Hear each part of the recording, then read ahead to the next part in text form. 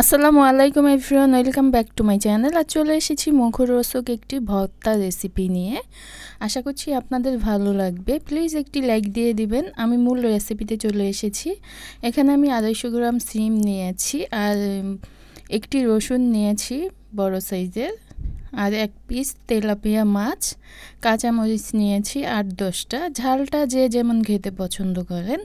লবণ দিয়েছি স্বাদ অনুযায়ী, আর 1 টেবিল চামচ পরিমাণে আমি দিয়ে দিয়েছি সরিষার তেল। এখন ঢেকে আমি সেদ্ধ করে নেব। 2-3 মিনিট ঢেকে দিয়েছি। এখন আমি এভাবে একটু নেড়ে দিচ্ছি, উল্টে দিচ্ছি। মাছটা আমি এভাবে উল্টে ভেজে নিব লাল লাল করে, আর ঢেকে দিচ্ছি। এখন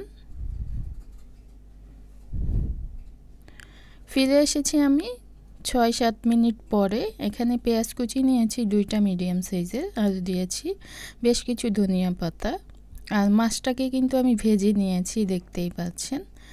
এখন আমি 1 মিনিট মতো একটু ঢেকে দিচ্ছি।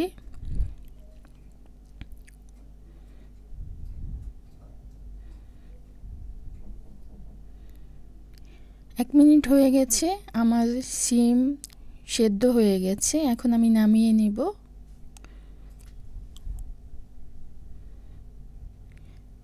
পানিও শুকিয়ে গেছে, আমি কোনো পানি দেইনি। সিম থেকে যে পানি বের হয়েছে সেই পানিতেই সিমগুলো সেদ্ধ হয়ে গেছে, আর রসুনটাও সেদ্ধ হয়েছে। এখন নামিয়ে আমি ঠান্ডা করে নিচ্ছি, আর মাছের কাঁটাটা আমি বেছে নিব।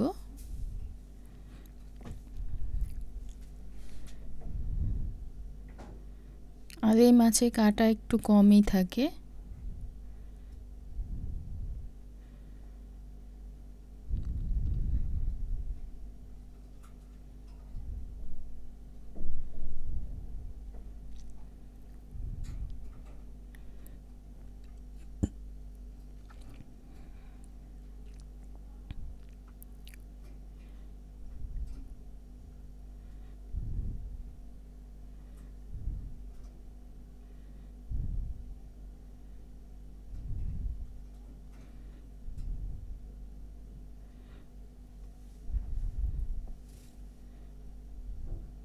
আমি মাছের কাঁটাগুলোকে বেছে নিয়েছি।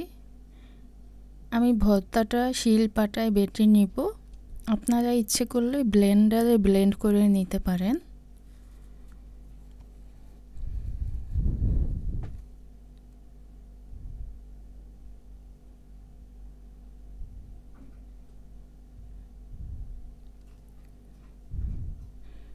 এই তো আমার ভর্তা বাটা হয়ে গেছে। আশা করছি আমার আজকের রেসিপি আপনাদের ভালো লেগেছে। ভালো লেগে থাকলে প্লিজ একটি লাইক দিয়ে দিবেন, আর যারা এখনও সাবস্ক্রাইব করেননি প্লিজ সাবস্ক্রাইব করে দিবেন। আজকের মতো এখানেই বিদায় নিচ্ছি। আবার ফিরে আসবো নতুন কোনো রেসিপি নিয়ে।